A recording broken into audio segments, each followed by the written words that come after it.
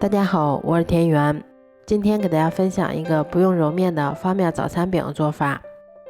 首先我们准备200克的普通面粉，先加入2克酵母粉，再加入10克白糖，接着我们用筷子先把它们充分搅拌均匀。搅匀后，我们先打入2颗鸡蛋，鸡蛋的重量大约是120克，然后再少量多次的加入大约90克的牛奶。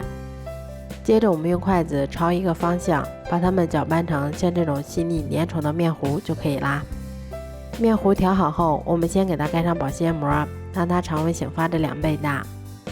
面糊调好后，我们用筷子先给它们搅拌几下，排出里面的空气。